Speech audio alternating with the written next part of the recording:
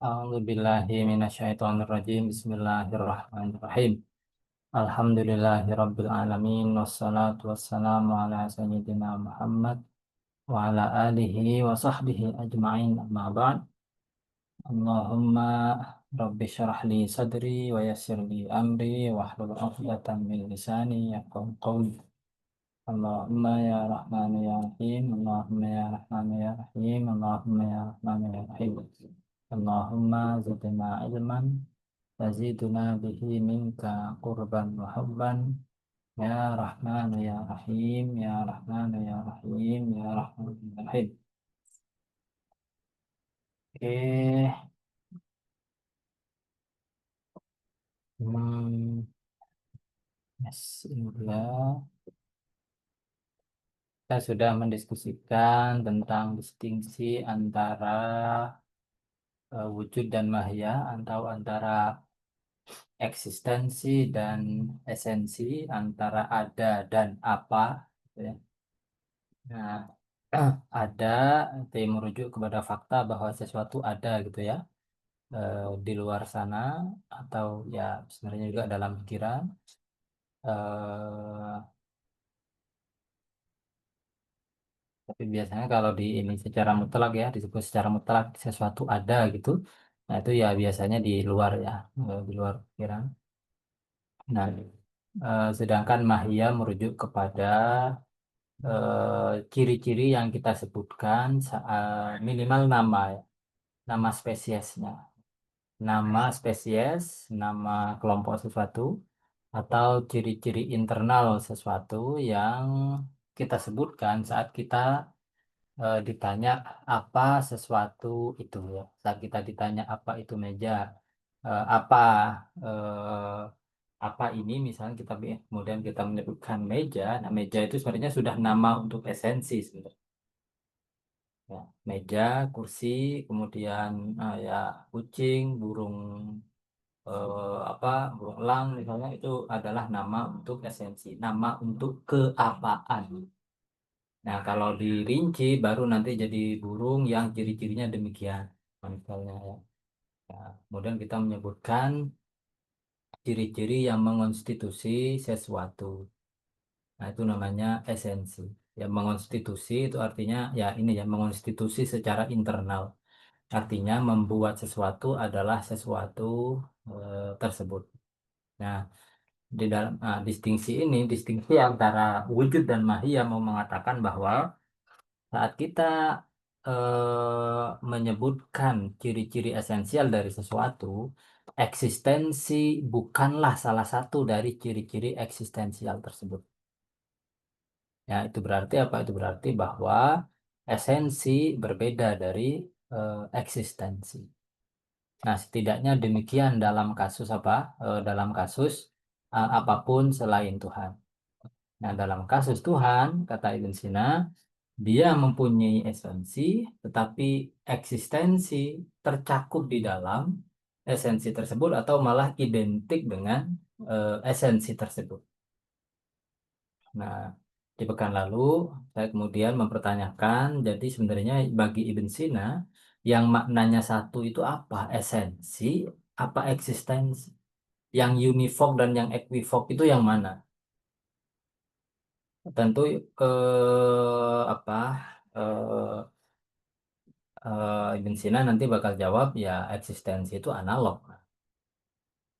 Ada aspek univositas di dalam wujud, dalam eksistensi, artinya maknanya satu, tetapi juga di satu sisi ada aspek perbedaan antara satu eksistensi dengan eksistensi yang lain. Nah, terus bagaimana dengan term esensi itu sendiri? Itu univoc apa equivoc?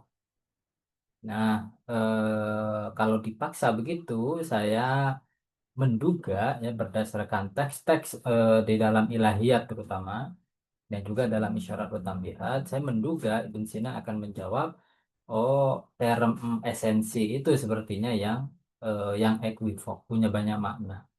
Karena sebagian dari esensi itu tidak mencakup eksistensi, tetapi sebagian dari esensi itu mencakup atau malah identik dengan eksistensi.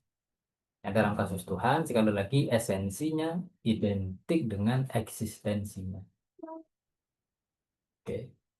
Nah, itu bagi bagi Sartre yang tidak masuk akal dulu ya. Dia dia bilang bagi Sartre ya kan ada dua macam eksistensi ya. Eksistensi for itself, pour soi, nama dia. Kemudian ada eksistensi in itself, en soi gitu. Ada di dalam dirinya, kemudian ada untuk sorry, ada untuk selainnya kalau nggak salah ya. Nah, objek itu ada untuk selainnya, eh, sedangkan manusia itu ada untuk dirinya. Ya, kebebasan. Iya, être pour soi sama être pour l'autre itu apa ya istilahnya aku lupa ya. Nah, jadi itu ontologinya eksistensialismenya Sartre. Nah, Tuhan itu kalau ada karena kalau dia niscaya, jadi sederhana ya konsepnya Sartre itu. Manusia itu bebas karena itu berarti eksistensinya apa dia mendahului esensinya.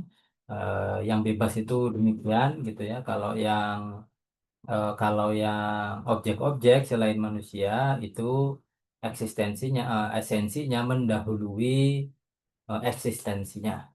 Kalau di kalau objek-objek apapun selain manusia. Jadi kategorinya Sartre cuma dua itu aja.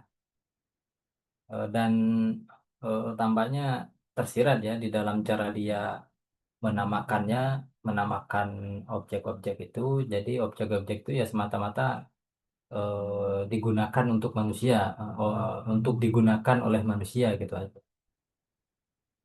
Tidak ada kayaknya tidak ada relasi yang lebih intim atau personal antara manusia dengan alam karena alam kemudian oleh Sartre dipahami sebagai objek saja, yaitu ada untuk yang lain gitu ya. Tapi apapun eh, salah satu yang ini kemudian Sartre di antara alasan dia menolak Tuhan, menolak konsep Tuhan itu diantaranya adalah yang pertama karena kalau dia ada, dia adalah gabungan di antara subjek dan objek ini, ya. Antara ada untuk dirinya dan ada untuk yang lain. Aku lupa ya istilah teknisnya apa ya di dalam Sartre ya. Nah, dan bagi Sartre itu kontradiktif ya, gabungan antara subjek dan objek sekaligus begitu. Dan yang kedua, karena kalau Tuhan ada ya berarti manusia tidak bebas. Padahal manusia itu bebas. Tentu di sini terlalu sederhana tentu saja ya, ontologinya Sartre.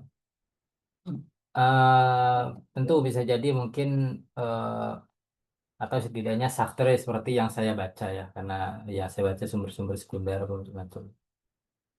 Nah, tapi kalau entah kalau di bukunya dia Lettre et le Néant itu ya, being and nothingness itu ada dan ketiadaan seberapa ketat sebenarnya dia mengargumentasikan ontologinya. Tapi beberapa sumber sekunder yang saya baca juga memang menyebut pemikiran dia terlalu simplistik ya ontologinya.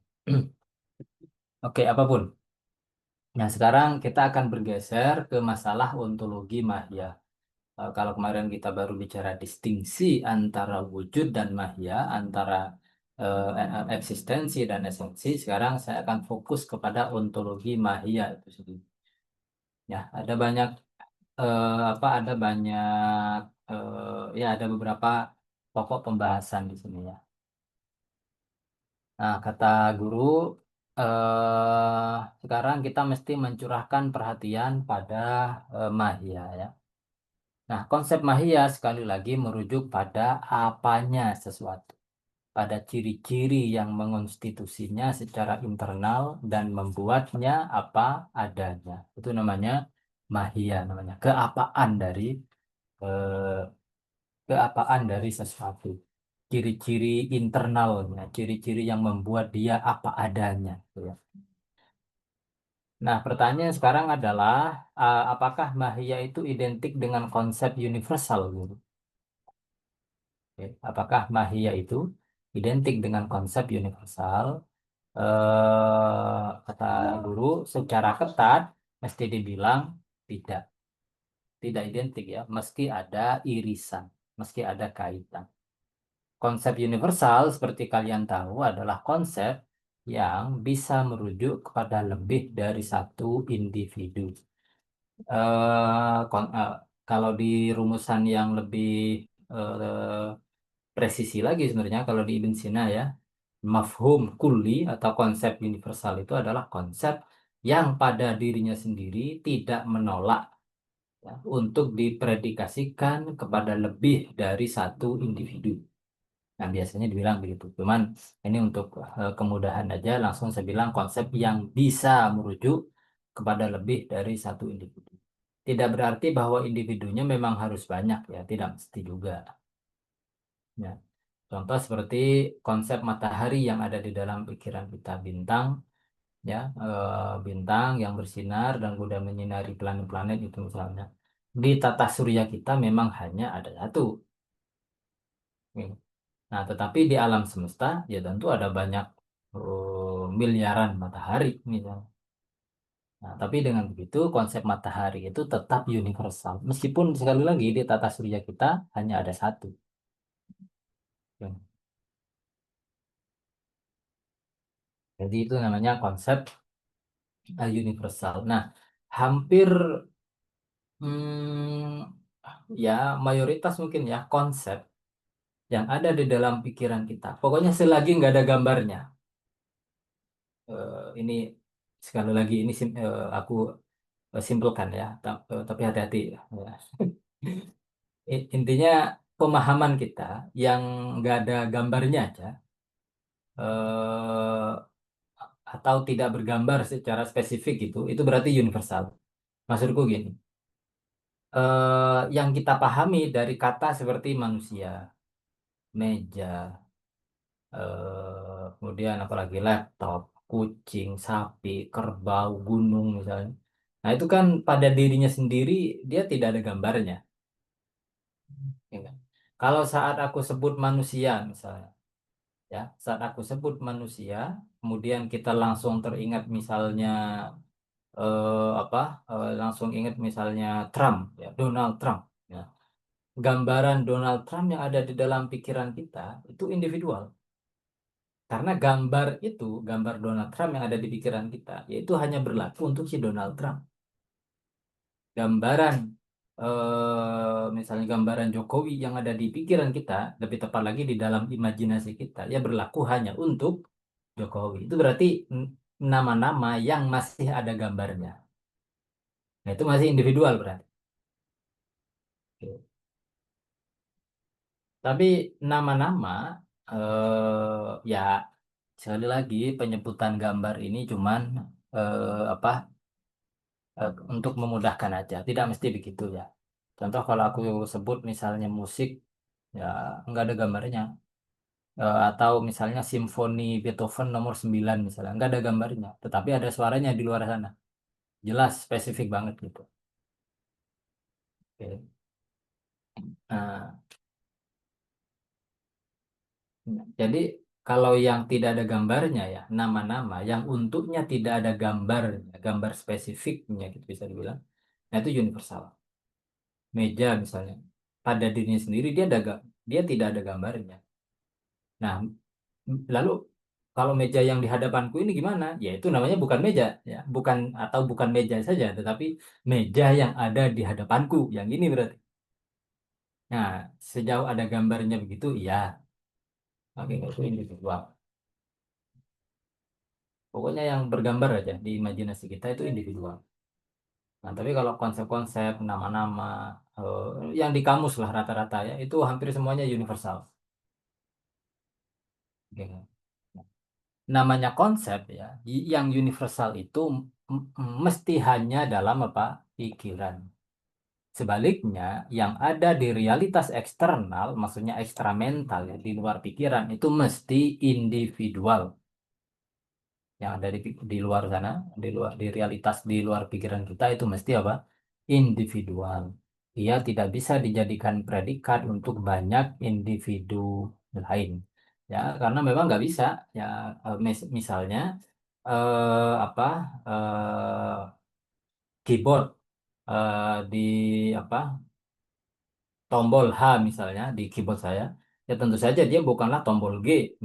Jadi nggak bisa saya bilang saya predikatkan secara positif nggak bisa. Tombol G adalah tombol H, misalnya. Nggak bisa karena dia individual. Nggak. Misalnya saya bikin proposisi misalnya Taufikul Hakim adalah Ashraf gitu, nggak bisa. Karena itu individual. Tapi kalau aku bilang Taufikul Hakim adalah manusia, nggak bisa karena manusia itu eh, universal, dia bisa dipredikatkan kepada banyak. Kalau yang individual ya paling hanya bisa dipredikasikan kepada dirinya. Taufikul Hakim ya ya adalah Taufikul Hakim. Oke, oke. Paling cuma bisa dipredikasikan gitu aja. Nah, kalau dipredikasikan kepada banyak selain dirinya, ya itu ya apa? Itu konsep universal.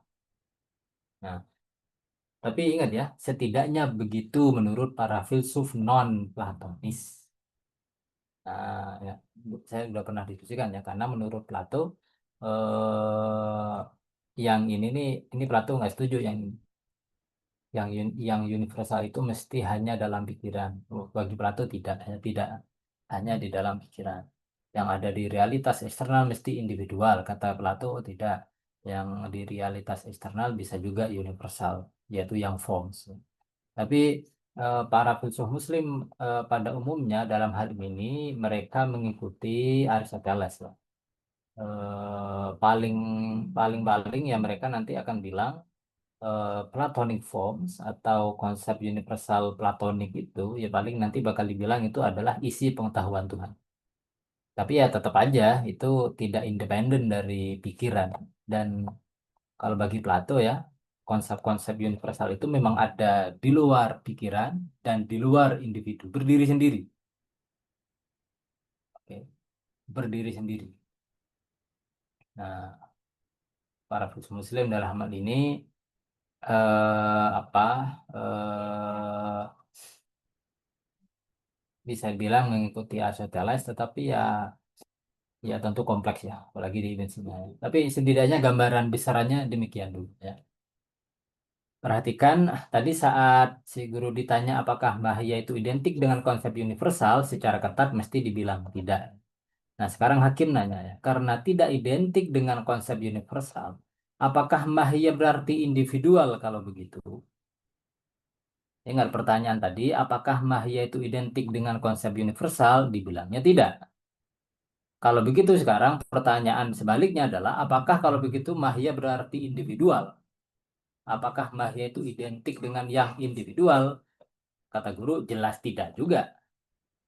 Ingat ini berarti udah double negatif ya. Mahia itu tidak identik dengan konsep universal, tidak identik juga dengan benda individual yang ada di luar sana. Oke nggak? Jadi mahia itu tidak universal tapi juga tidak individual. Nah, ini simpan dulu ya. Kita nggak akan diskusikan ini malam ini, mungkin pekan depan ya. Tapi catat aja dulu. Mahia itu pada dirinya ya dia tidak universal, tetapi juga tidak individual. Ingat, sebagai konsep dan hanya sebagai konsep, mahia itu universal. Ya, dan yang namanya konsep, ya berarti dalam pikiran manusia. Oke, sebagai konsep dan hanya sebagai konsep, mahia itu universal. Berarti dalam pikiran manusia. Mari ambil contoh manusia. Mahianya adalah kebinatangan dan rasionalitas. Sebagai konsep, manusia bisa merujuk kepada adinda, ananda, jaya, dan seterusnya. Jadi, ia maksudnya apa? Manusia sebagai konsep. Ya, konsep manusia ya. Jadi, konsep manusia itu universal. Tetapi manusia individual seperti Adinda tidak bisa merujuk atau dipredikasikan kepada Ananda. Tidak bisa kita bilang Ananda adalah Adinda. Jaya adalah Adinda. Nggak bisa. Oke nggak? Nah, Jadi kata Sofia, mahia bisa universal, bisa individual. Betul. Yang tadi aku bilang, di satu sisi kalau pakai cara negatif tadi ya, mahia itu tidak universal dan tidak individual, tetapi dia bisa universal dan bisa individual. Eh, dan bisa berada dalam pikiran dan bisa di realitas eksternal juga. Betul juga. Oke. Perhatikan ya, jadi mahia itu dia bisa punya ciri universal, bisa punya ciri individual. Di samping itu, dia juga bisa berada dalam pikiran dan bisa juga di realitas eksternal, di dalam individu nanti. Nah, setelah pokok yang relatif tidak kontroversial ini, saya membuat semacam digresi ya. Saya agak keluar dikit dari diskusi kita ini. Sejauh ini diskusi kita cukup jelas dan tidak kontroversial. Namun para filsuf kemudian membuat masalahnya lebih kompleks dan tentu saja kontroversial.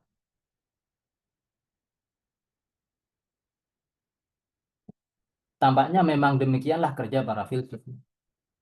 Mereka jago membuat manuver perspektif sehingga satu hal yang biasanya tampak sederhana jadi tidak biasa lagi. Ya, itu jagonya filsuf. Apa, keahliannya filsafat. Nah, kemudian jadi kompleks. Yang sederhana kemudian jadi kompleks. Dari satu sisi, sikap ini bisa berbahaya. Filsafat sering dikatakan bermula dari rasa takjub terhadap kenyataan, wonder,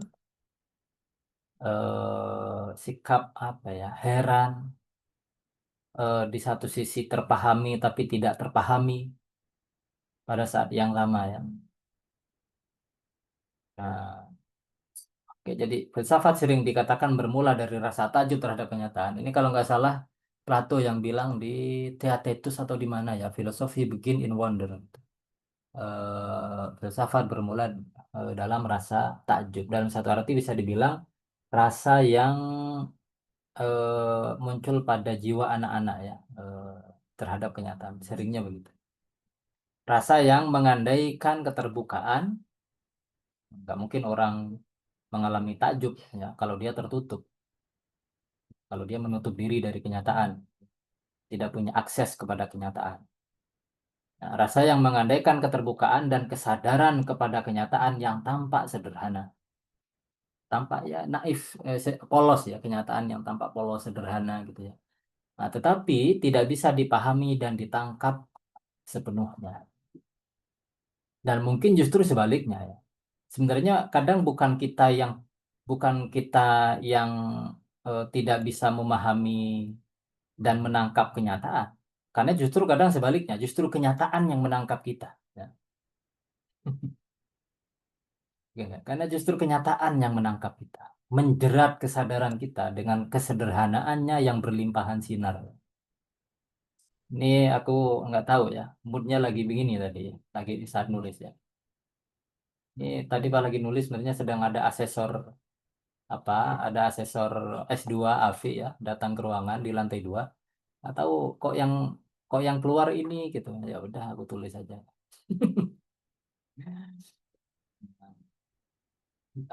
Lalu ya, jadi kenyataan lah yang kadang eh, apa menjerat kesadaran kita. Bukan kita yang tidak bisa menangkap, ya boro-boro menangkap karena justru kesadaran kita yang ditangkap oleh kenyataan, yang dikurung ya, yang dijerat. Lalu pikiran kita bekerja. Ini apa ya? Kita bertanya, ini apa ya? Apa ini kenyataan? Apa apa itu manusia? Apa itu kebenaran? Apa itu pengetahuan? Apa itu kesadaran? Apa itu free will? Ya enggak? Eh, apa itu jiwa? Apa itu kehidupan? Apa itu dan seterusnya. Nah, di situ pikiran kita bekerja, mencoba memahami kenyataan dengan menariknya ke dalam laboratorium mental dan mengiris dan membendahnya dengan pisau tajam logika mesti disebut. Hmm, dengan pisau tajam. Tetapi, oke aku tambahkan ya, dengan pisau tajam logika. Tetapi Apa yang sederhana tidak bisa diiris-iris tanpa mengorbankan kesederhanaannya. Ya. Apa yang sederhana tidak bisa diiris-iris tanpa mengorbankan kesederhanaan. Ini contoh menariknya nanti saat Ibn Sina mendiskusikan tentang Tuhan.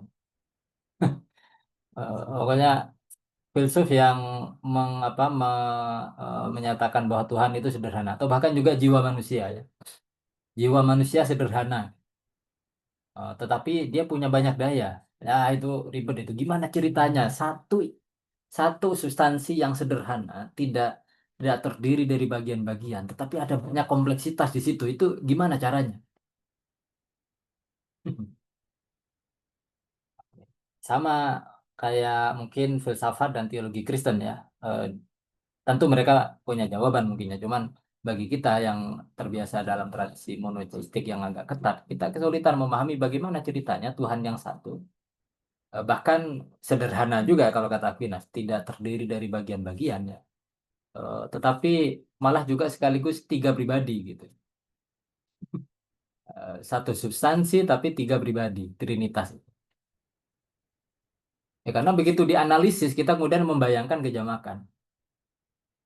Oke. Dan Ibn Sina menekankan ini nanti saat saat eh membuat deduksi tentang sifat-sifat Tuhan ya. Oke, sang wajibul wujud itu adalah dia adalah akal, dia adalah akil, dia adalah makul, dia adalah akal, dia adalah yang berpikir, yang menginteleksi atau yang berpikir katakanlah sementara ini, dan dia memikirkan dirinya, jadi dirinya lah yang dipikirkan. Tapi pada saat yang sama dia adalah cinta yang mencintai dirinya, misalnya. Dia adalah cinta yang mencintai dirinya. Dia adalah yang maha kuasa. Dia adalah yang maha berkehendak. Dia adalah yang maha ridha. Ya, dia adalah yang maha dermawan. Ya, dan harus diingat kata Ibn Sina, semuanya itu satu, semuanya identik. Nah, sudah. Ruwet itu pikiran kita itu. Oke. Dan yang melimpah tidak dapat diseret ke laboratorium tanpa mengurangi dan mereduksi keberlimpahan. Oke. Iyalah, kita nggak bisa membawa lautan ke dalam laboratorium. Kita cuma bisa mengambil sampel ya nggak? Dan seterusnya. Dan cahaya tidak dapat ditangkap dan dibatasi tanpa kegelapan mengelilingi. Di sini filsafat berisiko jadi akrobat. Didorong tajuk, pikiran hendak memahami kesederhanaan realitas melalui kompleksitas konsep-konsep, melalui jejaring ya konsep-konsep. Dan dia tidak boleh berhenti di sana dalam jejaring konsep kalau ia tidak mau terjerat dalam jejaring realitas virtual atau konseptual buatannya sendiri. Jadi jangan sampai keasikan berfilsafat, keasikan bikin distingsi-distingsi terus kita kejebak di situ gitu. Ya. Filsafat mesti bermula dengan rasa takjub dan mesti mengantarkan kepada rasa takjub yang lebih dalam lagi. Mesti bertitik tolak dari kesederhanaan menuju kesederhanaan yang makin berisi. Eh, aku jarang dapat refleksi begini sih kadang ya dalam di ya kalau di Bensina jelas ya. Yang menarik di siapa Kaisari Daud Kaisari ya. Daud Kaisari salah satu penulis syarah khusus Fususul Hikam. Jadi awalnya kan Sadruddin Qunawi ya, Imam Sadruddin Qunawi, kemudian muridnya Jandi. Nah, Jandi itu yang nulis syarah khusus pertama. Kemudian Jandi punya murid Abdul Razak Kasyani, Abdul Razak Kasyani punya murid Dawud Kaisari. Syarahnya Kaisari itu yang paling banyak dibaca di Iran. Nah, di pengantarnya itu di pengantar khusus dia bikin pengantar panjang ya. Biasanya sering juga diterbitkan terpisah ya. Jadi Muqaddimatul Qaisari itu ya. Menariknya eh, di pengantar beliau bilang eh, Untuk sebagian pokok yang akan aku bahas, aku sediakan argumen. Tapi hati-hati dengan argumen. Hati-hati dengan argumen, logika, silogisme, dan seterusnya. Karena kalau kejebak di situ, ya malah bisa bikin apa makin gelap kata beliau. Apapun ya.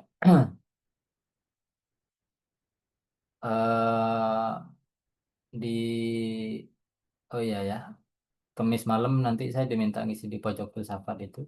Saya nulis dialog begini juga. Nah, nanti ada hal-hal yang mirip begini juga, refleksi tentang filsafat. Nanti aja saya share kalau udah jadi ya. Oke, kata Sofia, mendengar ini saya jadi takut berfilsafat gitu. Iya ya, filsafat jadi mendebarkan. Nah, rasa demikian memang diperlukan ya agar hati-hati dalam jalan filsafat. Nah, Ibn Sina sendiri juga di beberapa teks ya, terutama di Isyarat wa Tambihat, eh, ya sebelumnya juga sudah Farabi ya menyebut filsuf yang apa ya istilahnya kalau di Farabi aku lupa ya. Kalau kalau di Ibn Sina istilahnya fatonatun batro, istilah kecerdasan yang mandul gitu. Artinya orang yang dari segi filsafat teoritis di accomplished, ini saya bilang ya. Distinguished distinguished philosopher lah gitu. Filsafat yang filsuf yang istimewa gitu. Tapi filsafatnya tidak membekas ke dalam cara dia memandang dan menjalani hidup. Makanya filsafatnya dibilang batrok sama Ibn Sina. Kecerdasan atau filsafatnya yang jadi mandul. Jadi selalu ada kesadaran akan hal itu ya dalam filsafat eh, Islam juga ya. Nah, Abu Bakar Razi, dokter ya, dia ya menulis tentang sirah falsafiyah, philosophical, mungkin lebih tepat diterjemahkan sebagai philosophical way of life mungkin ya, jalan hidup yang filosofis gitu. Mana kalau nggak salah dia yang kalau aku nggak salah itu dia di situ dia memuji jalan hidup Socrates lah, jalan hidup filosofi. Nah, poinnya adalah bahwa etika itu bukan sekedar konsep gitu ya. Filsafat itu bukan sekedar eh, apa, soal bongkar pasang konsep, gitu. Bukan bukan cuma soal merajut konsep-konsep, bukan hanya itu. Nah, namun rasa takut itu tidak perlu dilebih-lebihkan. Jadi, nggak perlu juga dibilang yang belajar filsafat sesat, pasti apalah macam-macam, yang nggak usah gitu juga ya. Yang belajar teologi juga bisa sesat juga, tenang aja. Belajar fikih juga bisa sesat, belajar tafsir juga bisa sesat. Ya. Eh, Bahkan belajar qiraat Quran juga bisa sesat. Kalau nggak salah ada hadis ya, aksaru, kalau nggak salah Imam Ghazali sebut apa ya di Jawahirul Quran ya. Aksaru munafiki ummati qurra'uha ya kan. Eh, di- Umatku apa orang munafik yang paling banyak di antara umatku itu adalah ahli qiraat, ahli Quran. Jadi yang munafik filsafat itu dikit ya. Yang munafik eh, qori Quran, nah itu justru paling banyak kata Nabi. Ya, jadi nggak perlu dilebih-lebihkan. Namun juga di sisi lain filsafat tidak perlu dipuja-puja seakan-akan ia segalanya di dalam hidup. Baiklah, ini tema lain sebenarnya yang entah bagaimana saya bisa sampai ke sini. Kita mesti kembali lagi ke masalah mahya. Ya. Kita balik lagi ya. Intinya adalah yang ini sih ya. Seberapa dalam pun, seberapa detail pun kita mengkaji, kita berfilsafat, jangan itu menghabiskan the sense of wonder. Jangan itu sampai menghabiskan rasa takjub kita pada kenyataan, pada dunia. Gitu. Kalau istilahnya Fritjof Schuon itu eh, do not be apa exclusively an adult gitu. Jangan secara khusus ya, jangan secara eksklusif kalian jadi orang dewasa. Orang dewasa itu kan pada umumnya udah terima gitu aja ya, kenyataan ini apa adanya, apa macam-macamnya. Bagi orang dewasa itu yang menakjubkan itu bukan kenyataan apa adanya ya. Yang menakjubkan bagi orang dewasa adalah kenapa kok tokennya cepat habis gitu. Oke, nggak? Kenapa kok sepertinya baru kemarin gajian kok sudah habis. Nah, itu orang dewasa wondernya di situ. Ya enggak, dalam kehidupan yang ya begini gitu. Tapi dia tidak takjub pada apa pada bunga yang baru mekar di halamannya sendiri misalnya. Dia tidak lagi apa apa betapa menakjubkannya bahwa kita punya kesadaran, bahwa kita sadar terhadap dunia.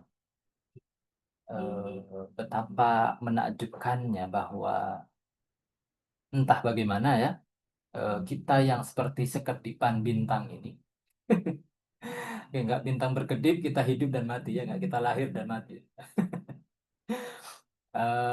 Apa maksudku, matahari aja sinarnya nyampe sini kan berapa menit itu katanya. Matahari bintang terdekat, gimana dengan bintang-bintang yang lain yang kecil banget itu ya nggak? Itu berapa tahun itu baru nyampe sini ya. Jadi bintang berkedip, seorang manusia lahir dan mati. Tapi toh ya kita dibuat sadar akan akan kenyataan yang sedemikian luas ini gitu.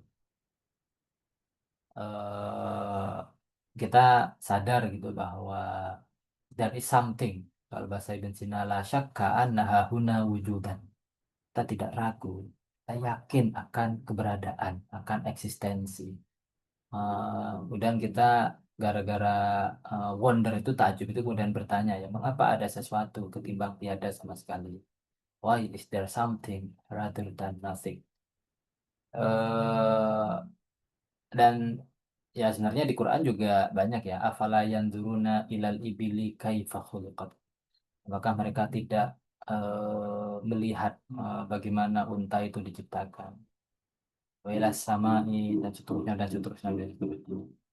Banyak bang yang mengundang eh, takjub ya, mengundang sense of wonder. Nah, sedalam-dalamnya apa, jangan sampai meng, apa meng, malah menghilangkan, eh, ya menyingkirkan sense of wonder itu. Justru kalau bisa malah makin makin terawat gitu. Dan seterusnya. Saya mau mengantarkan masalah mahia ini dengan mencatat dua hal. Mengapa masalah ini penting? Mengapa masalah ontologi mahia ini penting? Tapi saya nggak akan bahas malam ini ya. Saya cuma mau mengantarkan aja dulu. Pekan depan, insya Allah kita akan bahas dua masalah.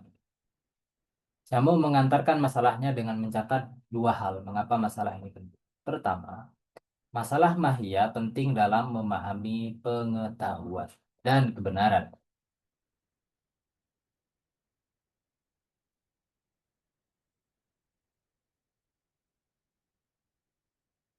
Kita sudah pernah membahas bahwa kebenaran adalah kesesuaian antara konsepsi dan kenyataan, antara isi pikiran dan kenyataan, antara pengetahuan dan kenyataan. Sekarang, kalau mahia dalam pikiran itu universal, sedangkan apa yang ada di luar itu individual, lalu apa artinya korespondensi? Oke, nggak? Ingat, mahia di dalam diri, di dalam pikiran kita, dalam akal kita itu universal, dia bisa berlaku kepada banyak. Sedangkan mahia yang ada di luar itu individual. Nah, lah terus ini kita menjamin korespondensinya ini gimana? Apa artinya korespondensi malah? Ya, enggak? Kan korespondensi itu kesesuaian antara konsepsi dan kenyataan. Nah, sekarang kalau mahia dalam pikiran itu universal dan apa yang mahia yang di luarnya, aku ganti deh. Mahia yang mahia di luar pikiran itu individual. Ini kan sekilas, ini sekilas kan tidak sesuai. Nah, sekilas tidak sesuai. Dan bukan hanya itu, sains itu terus artinya apa gitu. Teori-teori saintifik itu kan hukum-hukumnya udah pasti dirumuskan dalam bentuk universal, udah pasti begitu. Setiap logam yang dipanaskan pasti memuai, setiap benda yang apa macam-macam nanti akan jatuh karena daya tarik gravitasi. Itu hukumnya universal semua. Nah, bagaimana caranya sementara yang di luar itu individual, kemudian yang di pikiran kita universal. Ini korespondensinya gimana? Yum nanti bakal nambahin masalah ya. Gimana caranya kita melompat dari yang individual ke yang universal itu di dalam induksi, ya nggak? Nah,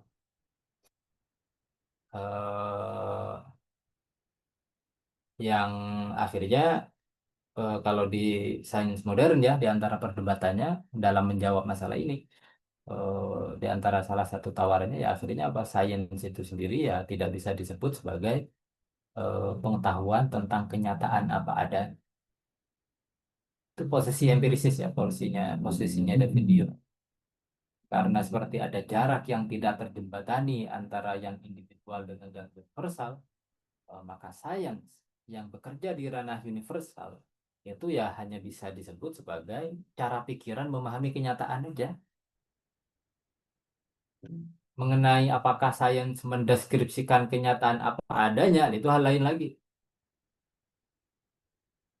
Ya, itu hal lain lagi karena pikiran kita yang bekerja di ranah scientific, di ranah universal, itu hanya bisa bekerja di ranah universal aja, tidak bisa mengakses kenyataan eksternal yang individual itu sebagai yang individual. Ya.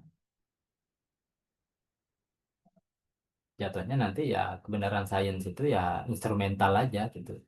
Maksudnya sains itu berguna sejauh membuat kita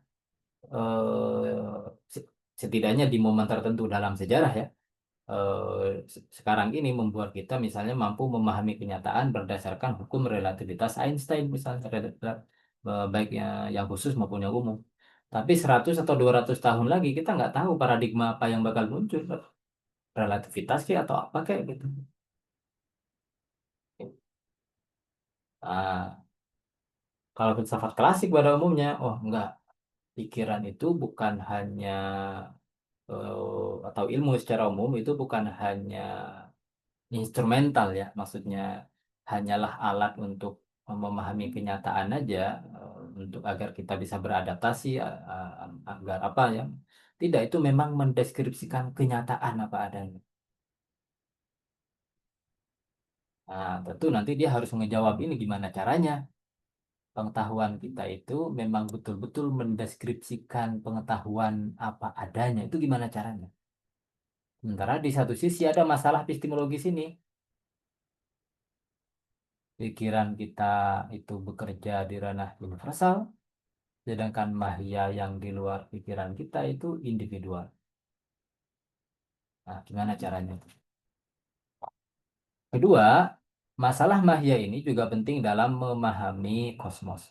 Ini sependek yang saya pahami ya, kalau yang kedua itu. Karena aku, entah mungkin aku lupa, tapi aku belum mendapatkan ini yang aku simpulkan dari beberapa bacaan. Kedua ya, ia juga penting dalam memahami kosmos. Kita tahu bahwa alam di sekitar kita ditandai oleh keteraturan. Mangga senantiasa membuahkan mangga, kuda senantiasa melahirkan kuda, dan seterusnya. Pertanyaannya adalah apa basis ontologis dari keteraturan? Tentu ya kita udah bisa nebak. Kalau bagi filsuf ya mahia, ya nggak? Mahia. Karena mahia atau esensi antara mangga yang sedang tumbuh dengan mangga yang baru jadi buah gitu. Ya kesamaannya adalah kesamaan esensi. Oke, nggak? Dari satu esensi akhirnya muncul esensi yang serupa gitu. Oke, bisa muncul esensi yang serupa. Nah, pertanyaannya adalah pertanyaan lanjutannya nanti adalah apakah esensi di luar sana itu real atau hanya dalam pikiran kita balik lagi. Oke. Dan kalau dia real, apakah dia niscaya, maksudnya ya status akhirnya nanti ke hukum identitas ya.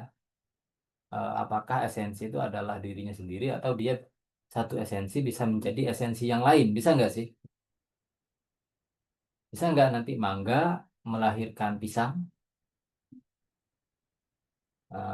membuahkan pisang gitu, dan pisang nanti apa membuahkan salak gitu, bisa nggak sih gitu? Ya. Nah, ini pertanyaannya berkaitan dengan esensi, tapi juga nanti eh, bisa berkaitan dengan apa kehendak Tuhan. Ya. Tapi oke, itu nanti dulu. Oke, sejauh ini apakah ada pertanyaan? Pak, Ya, silakan Mas Surya. saya Pak. Oh, Ashraf ya, silakan. Hmm. Pak, eh, kita mengetahui sesuatu kan. Nah, sesuatu itu dikenali atau diketahui gitu pertama kali pada diri kita itu melalui adanya dulu atau melalui mahiyahnya, Pak.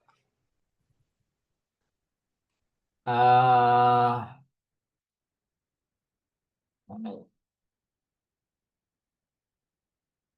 kadang dalam kasus tertentu bisa dua-duanya ya, maksudku gini. Kalau yang udah jelas ya, yang di hadapan kadang gimana ya? Pertama gini, secara ontologis yang ada di luar itu ya adalah yang ada di luar pikiran kita itu adalah wujud dan mahia sekaligus ya. Eksistensi dan esensi. Nah, kadang kita mengetahui sesuatu, misalnya ada yang ketok pintu, tapi kita nggak tahu itu apa atau siapa. Enggak. Kalau dari efeknya kita tahu, oh di depan pintu ada sesuatu. Ya enggak? Nah, itu adanya kita eh, kita ketahui terlebih dahulu. Tetapi bersamaan dengan itu kita tentu menangkap di luar sana ada sesuatu, ya enggak? Nah, sesuatu itu kan mahia tuh sebenarnya. Cuman kita sekarang belum tahu secara spesifik ini mahia apa. Ya enggak? Nah, jadi bahkan dalam kasus begitu pada dasarnya kita ya bersamaan. Ya enggak? Bersamaan. Dan saat kita melihat hal-hal melihat ataupun mengindra apapun ya, itu juga di situ juga akan langsung bermain ya.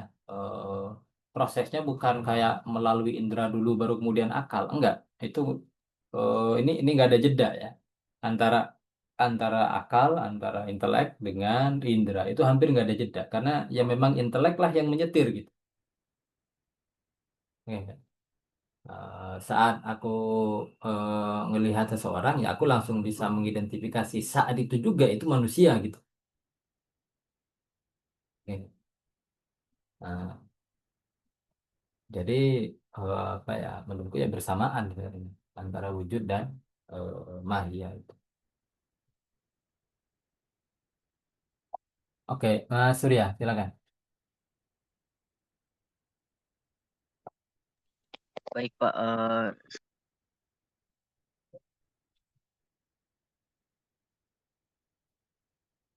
Keluar,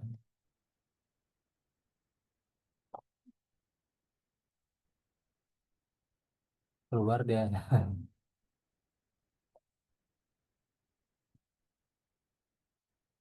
Assalamualaikum Ya, warahmatullahi wabarakatuh. Pak, maaf Pak, tadi sinyalnya hilang Pak tadi. Maaf ya Pak. yang Ya, Pak, jadi eh, saya ini mau nanya Pak terkait ontologi mahia tuh Pak, yang tadi Bapak jelaskan tuh. hmm. Itu bagaimana hubungan antara hakikat dan eksistensinya pada makhluk kontingen itu seperti apa Pak? Terima kasih. Sorry sorry Mas, ini kecepatan ini ya. Coba pertanyaannya gimana? Jadi kan tadi kan Bapak menjelaskan tentang eh, ontologi mahya itu. Jadi saya menanyakan dalam konteksnya itu bagaimana hubungan antara hakikat dan ekstensi pada makhluk kontingen itu seperti apa, Pak? Oke, Terima oke. kasih. Pertama, mengenai istilah hakikat dulu ya. Istilah hakikat itu seringkali dipakai oleh para filsuf ya, untuk menunjukkan mahia atau esensi, tetapi yang sudah ada di luar sana. Oke. Ya, kita ini kan mahia ya, mahia tapi yang sudah ada, yaitu mahia manusia dalam hal ini. Nah, kita ini yang sudah ada begini ini disebut hakikat atau zat. Oke. Kalau mahia yang masih dalam pikiran aja ya mahia. Tapi kalau yang sudah ada, nah itu biasanya kita disebutnya sebagai hakikat atau zat. Ya. Nah, kalau hubungannya ya hakikat dan eksistensi ya ini yang seperti aku diskusikan beberapa kali ini ya. Di realitas eksternal, hakikat atau esensi dan eksistensi itu satu. Ya. Dan analisis atau distingsi antara wujud dan makya itu baru muncul kemudian di dalam di dalam pikiran kita. Di luar sana ya satu, mahia dan dan eksistensi itu ya satu.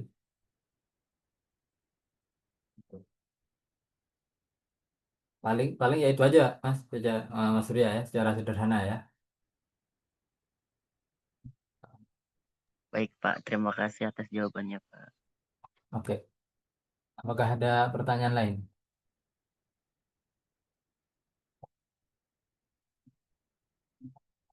Pak, kita belum sampai ke asolatul wujud atau asolatul mahia kan, Pak? Belum, belum. Meskipun ini sebenarnya nyerempet-nyerempet gitu.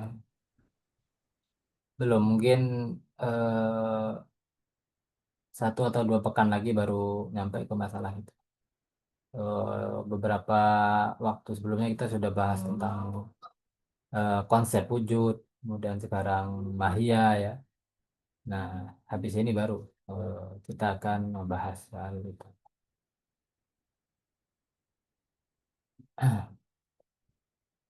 Oke, kalau tidak ada pertanyaan, saya akan buka Jawahirul Quran.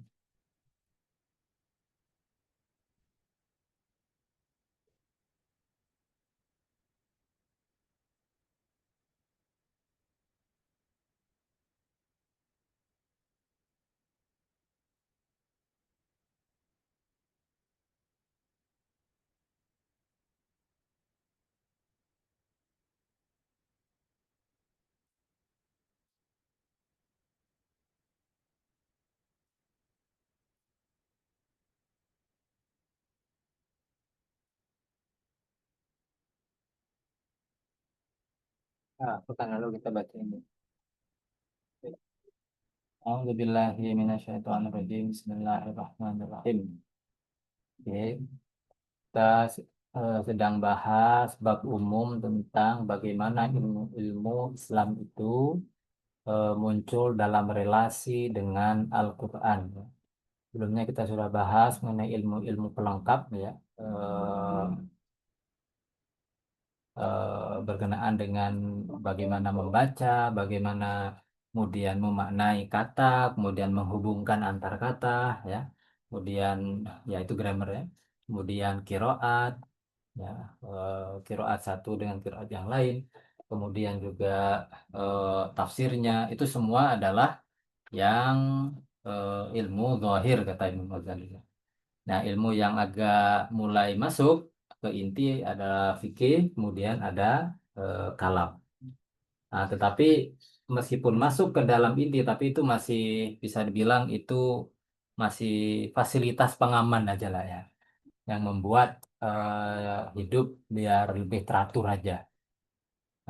Ilmu ilmu fikih dan kalam. Yang sebetul-betulnya inti ya, kata Imam Ghazali itu adalah bisa dibilang ya 2 atau 3 ya. Yang pertama ilmu tentang Tuhan, Yang kedua ilmu tentang hari akhir. Hari akhir sejauh nanti di situ kita akan kembali lagi kepada Tuhan gitu. Kemudian yang ketiga adalah ilmu jalan menuju kepada hari akhir itu. Bagaimana menjalani hidup lah kira-kira ya. Yaitu al ilmu bisiratil mustaqim. Ini pengetahuan tentang jalan yang lurus dalam menjalani hidup agar sampai kepada Tuhan dalam di hari akhir. Nah, kemudian pengetahuan tentang Tuhan itu sendiri dibagi lagi ke tiga ya. Bagi lagi yaitu tentang zat ya. Ini yang udah paling tinggi udah dalamnya dalam ini ilmu zat ya. Kemudian ilmu tentang sifat, kemudian ilmu tentang af'al, perbuatan Tuhan. Itu prinsip awal. Oke. Nah, kemudian kata Imam Ghazali ya, fahada asyraful ulum. Ini adalah ilmu yang paling mulia. Nah, sekarang yang ini ya. Wa yatluhu fi syarafi, dan mengikutinya, maksudnya mengikuti pengetahuan tentang Tuhan itu fi syarafi di dalam kemuliaan ilmul akhirah, pengetahuan tentang akhirat. Setelah pengetahuan tentang Tuhan, yang terpenting setelahnya adalah pengetahuan tentang akhirat. Wahwa ilmul ma'ad, yaitu ilmu tentang kembali, return. Ya. Kama dzakarnahu fil aqsamis salasah, sebagaimana telah kami sebutkan di dalam tiga macam yang sebelumnya ya, saat bicara tentang macam-macam ilmu. Wahwa, dan dia itu pengetahuan tentang akhirat itu muttasilun berkesinambungan bi'ilmil ma'rifah, dengan pengetahuan apa ya ma'rifah ya. Karena kalau di Imam Ghazali ya ma'rifah itu yang pertama ya tentu tentang Tuhan, tentang manusia, kemudian kembalinya Tuhan kepada manusia. Wa haqiqatuhu, dan hakikat dari ilmu ma'ad itu adalah ma'rifatu nisbatil abdi, pengenalan atau pengetahuan tentang hubungan hamba ilallahi, kepada Allah Ta'ala, inda tahaqquqihi bil ma'rifah, di saat dia tahakkuk, saat dia merealisasi pengetahuan, maksudnya pengetahuan atau ma'rifat tentang Tuhan ya. Hubungan antara antara hamba dan Tuhan. Jika hambanya ini telah betul-betul mengenal Tuhan, itu satu, au masirihi mahjuban bil jahli, atau akhir nasibnya gitu di saat dia terhijab oleh kebodohan. Pertama-tama, kenapa di sini ma'ad itu Imam Ghazali artikan begini ya. Tahaqquqihi bil ma'ad. Jadi ini hakikat dari ma'ad ya. Ma'ad itu apa sih? Ilmu tentang akhirat itu apa sih? Sederhananya Imam Ghazali artikan, oh ma'ad itu, akhirat itu sebenarnya isinya adalah hubungan antara hamba yang mengenal Tuhan dan hamba yang tidak kenal Tuhan. Udah.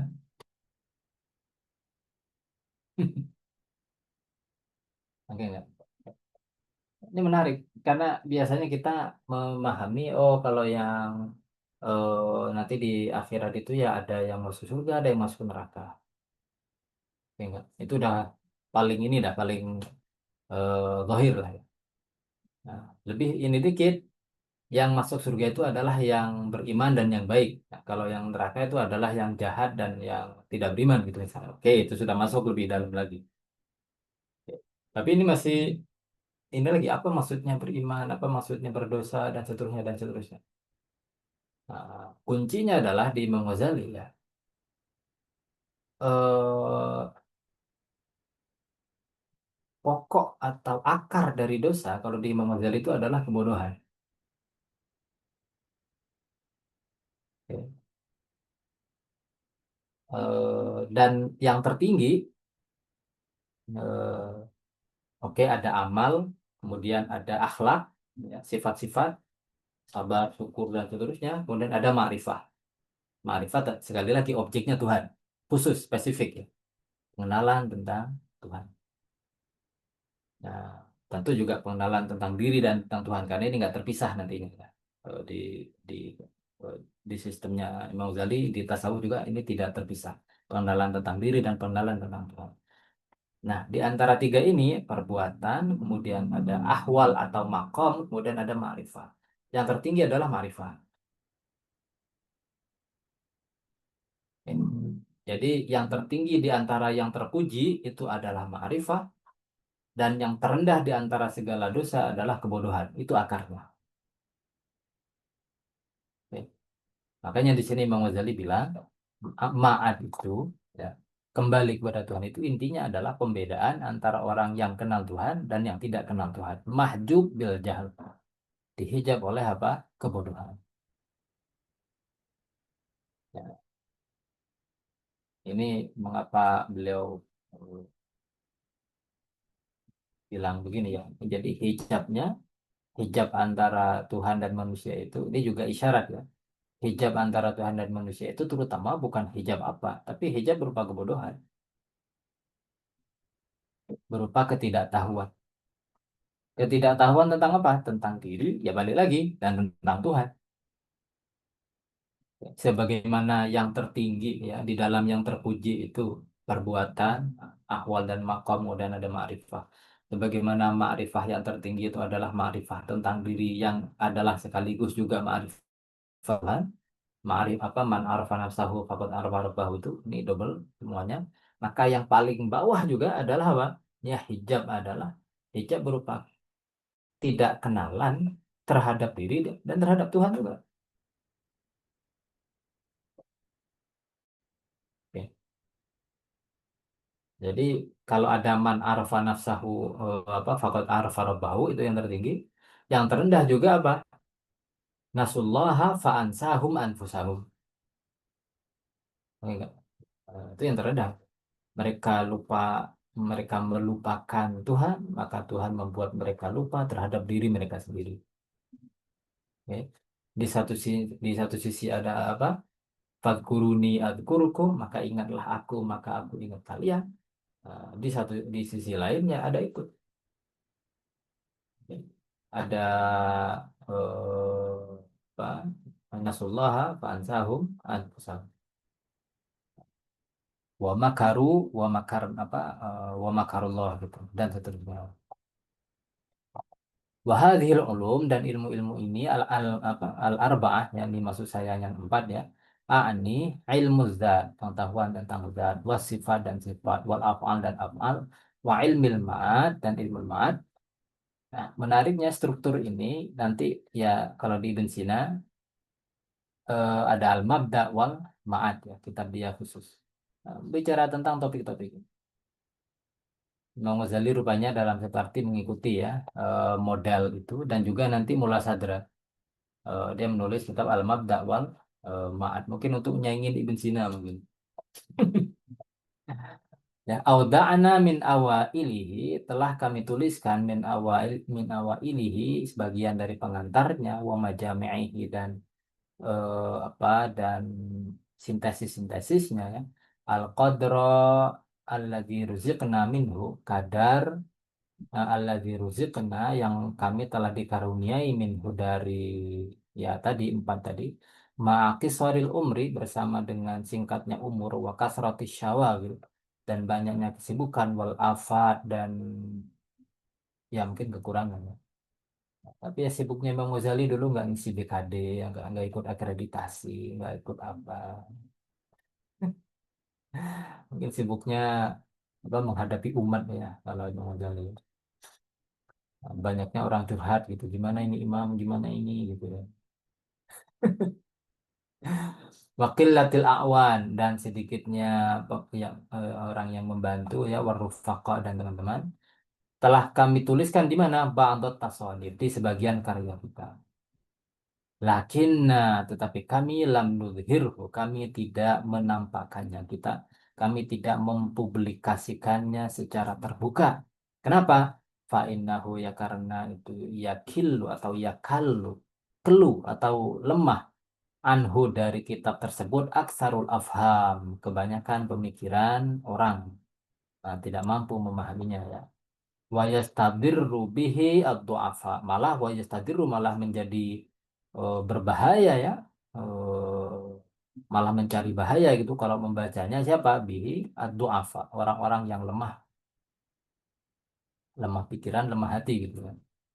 Wahum, dan mereka itu ad-du'afa itu adalah aksarul mutarassimin, kebanyakan orang yang berhias ya bil ilmi dengan ilmu, yang mendakwa dirinya orang berilmu, ya mereka justru adalah kebanyakan mereka adalah duafa gitu.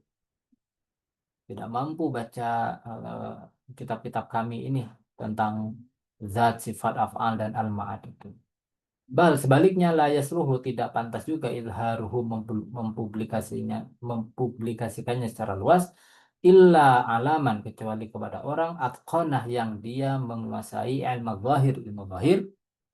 Ilmu zahir ya berarti balik lagi dari awal, tajwid, nahwu, tasrif, kemudian ya qiraat, tafsir, kemudian fikih dan kalam ya, wasalaka, dan bahkan dia juga suluk ya, fi qam'is sifatil madmumah, dalam menghilangkan sifat-sifat yang tercela minan nafsi, dari jiwa, wa turuqil mujahadah, dan dia telah menjalani jalan apa, mujahadah, hatta irtadot nafsuhu, sehingga dirinya menjadi terlatih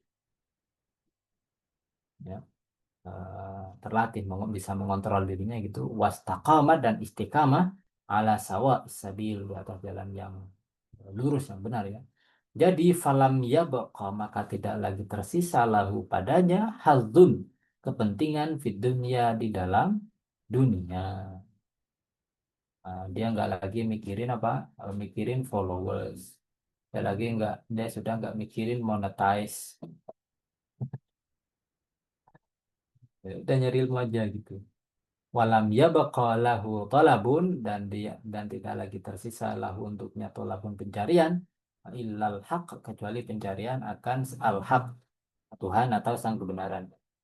Waruzik, pertama berat ya sifatnya ya, dia harus suluk dan niatnya dia tulus, mau belajar aja mendalami ilmu itu. Tapi itu nggak cukup. Waruziqah, dan dia juga dikaruniai ma'adalika, di samping sifat-sifat yang tadi, suluk dan ketulusan itu, dia juga dikaruniai apa? Fitnatun waqqadah, kecerdasan yang menyala-nyala. Nah, nggak cukup suluk, apa? Nggak cukup suluk istiqomah, tapi pikiran baca, dengar tasawur tasdik udah ngantuk. Ya, udah nggak usah. Udah terusin suluk aja, wirid aja yang banyak, nggak usah belajar kayak gini gitu. Wa qarihatan munqadah, sama aja, kecerdasan yang mudah mengikuti ya. Wa zakaan balighan, dan kecerdasan yang ya memang cerdas ya. Wa fahman sofian, dan pemahaman yang murni, yang bersih ya. Wa haramun, dan haram alaman yaqau, kepada orang yang yaqau, jatuh atau sampai zalikal kitabu, kitab tersebut, biadihi, pada tangannya, maksudnya orang yang mempunyai kitab tersebut haram ayyudhirahu, menyebarluaskannya, illa alaman, kecuali kepada orang istajma'a, yang dia mengumpulkan hadhihi sifati, ini sifat-sifat. Ini sama ya, Ibn Sina juga di kitab di kitab Al-Syarat wa Tambihat juga demikian. Bahkan aku bersumpah kepada Allah, kalau kamu menyebarkan ini kepada orang yang tidak layak, Allah lah yang akan menghakimi kita. Ben Sina lebih sadis lagi. Nah, menariknya, yang ini sekalian ya, yang jauh lebih provokatif lagi dari Imam Ghazali, yaitu Fusus, itu malah Syekh Akbar bin Arabi di awal pengantarnya apa bilang, beliau katanya mimpi Nabi, kemudian sebarkanlah kitab ini, malah sebarkanlah kitab ini. Kalau ini Imam Ghazali sengaja tidak sebarluaskan. Nah, kemungkinan ini adalah kitab Al-Madnun bihi ala ghairi ahlihi itu. Al-Madnun bihi ala ghairi ahlihi. Di antaranya ya kayaknya adalah Mishkatul Anwar, itu juga termasuk. Ya. Al-Madnun bihi, kemudian ada lagi Ma'arijul Quds kalau nggak salah. Nah, itu juga termasuk dalam Al-Madnun. Nah, Ma'arijul Quds itu memang isinya banyak mirip dengan Ibn Sina. Ya, tapi di bagian tertentu tidak. Fahadhiya, maka inilah dia adalah majami'ul ilmi, kumpulan atau sintesis ilmu allati tansyaibu, yang muncul ya minal Quran, dari Al-Quran, wa tartibuha, dan inilah dia tingkatan. Oke, apakah ada pertanyaan, Pak? Pak, ini tadi di situ Ghazali bilang ya kilu aksarul afham gitu Pak. Ya. Nah, saya kan baca Hikmatul Isyraq kan Pak. Di bab terakhir tuh ada wasiatul musannif. Oh ya, Dia mirip-mirip. iya. Heeh. Itu ngadepinnya gimana ya Pak? Sampai Surawardi bilang harus berkholwat 40 hari dulu sebelum membaca kitabnya. Itu kan bagi kita yang mau baca karyanya kan susah kan untuk melangkahin gitu. Itu gimana Pak ngadepin Iya, yang kayak gitu? mungkin kalau Syekhul Isyraq hidup sekarang, beliau mungkin ya udahlah, bacalah, nggak apa-apa. Soalnya kalau nggak gini nggak ada yang baca kitab saya. Ini udah untung ada yang baca nih, se-Indonesia berapa orang. Udah untung, udah nggak apa-apa, baca aja. Tapi ya pelan-pelan suluk juga ya, mungkin gitu. Harus di awal kayak gimana gitu. Mirip-mirip ininya, polanya.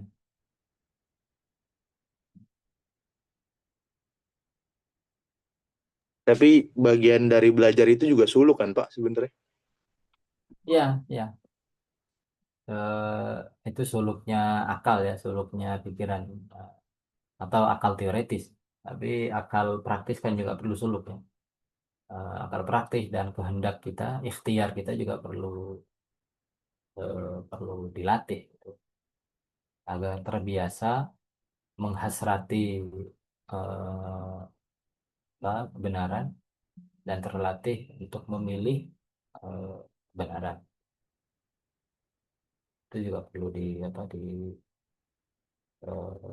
ya di training suluk. Hmm. Oke, apakah ada pertanyaan lain? Saya mau nanya Pak, Bapak kalau baca ini keganggu nggak yang teks ini? Ada kata sabil, ada kata sirot gitu. Oh ya, ya. Saya pernah eh, di Quran terutama ya, Al-Fatihah itu kan bilangnya as-siratal mustaqim. Tapi Quran juga bilang menggunakan kata sabil. Kalau sirat itu nggak ada jamaknya ya di Qurannya. Kalau sabil ada. Qul hadhihi sabili, qul hadza sirati mustaqiman fattabi'uhu wa la tattabi'us subula fatafarraqu bikum an sabili. Gitu. Katakanlah ini jalanku yang lurus, maka ikutilah, pakai kata sirat di situ. Dan jangan kalian ikuti jalan-jalan, mestinya yang lain dong, ya. Jalan-jalan yang lain, maka nanti itu malah memecahkan kalian dari sabilnya. Nah, jadi ada banyak sabil, ya, ada banyak sabil, tetapi hanya ada satu yang lurus gitu. Eh, Tampaknya begitu ya. Tetapi di ayat yang lain juga ada yang digunakan wallahu apa ya, hati,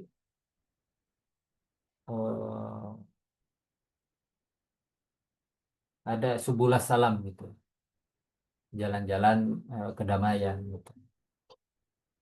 Nah, di sisi lain juga ada sirat itu bukan cuma yang lurus, tapi siratil jahim. Oke. Ya mungkin itu jalan lurus juga ya, cuman mungkin tujuannya beda ya. Yang satu ke Allah, yang satu ke jahim gitu. Eh, Apa ya? Saya belum tahu gimana, apa yang bisa disebutkan dari situ. Saya belum paham. Ada juga Torit ya, ada Minhaj juga. Walladzina jahadu fina lanahdiyannahum subulana. Oh itu dah. Itu pakai kata subul. Tapi setelah jihad ya. Walladzina jahadu fina lanahdiyannahum subulana. Orang yang bersungguh-sungguh di dalam kami malah. Bukan jihad fi sabilillah, bukan, tapi walladzina jahadu fina, baru kemudian lanahdiyannahum subulan. Kami akan tunjukkan jalan-jalan. Karena jihadnya sudah di dalam kami, maka ada banyak stabil di dalam kami. Ya. Di sisi lain apa wa allawistaqamu ala thoriqah. Nah, istiqamah itu malah dihubungkannya dengan thoriqah di situ. Wa allawistaqamu ala thoriqati la asqainahum ma'an ghadaqa. Ya, dan siapa yang beristiqamah ya, di atas thoriqah itu bukan tarekat sufi ya, tapi makanya perlu dicek apa maksudnya thoriqah ya dulu. Nah, maka kami berikan mereka minuman air yang melimpah ma'an ghadaq linaftinahum fi. Eh, tapi menariknya kemudian wa may ya'su an dzikrir rahmani eh, naslukuhu adaban so'ada. Siapa yang berpaling itu ya dari menyebut Sang Maha Kasih, maka kami akan memperjalankannya jalan yang menaik, jalan yang sulit. Itu menarik ya. Ya, pakai thariqah, kemudian tapi kemudian setelahnya berpaling dari zikir dan seterusnya. Itu ya, tapi saya belum ini aja, saya belum eh, mendalami lagi. Saya perlu cek lagi apa kenapa digunakan kata-kata yang berbeda.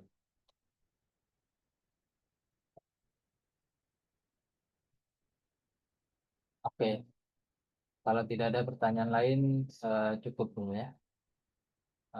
Demikian, terima kasih semuanya yang hadir. Semoga bermanfaat, semoga berkah.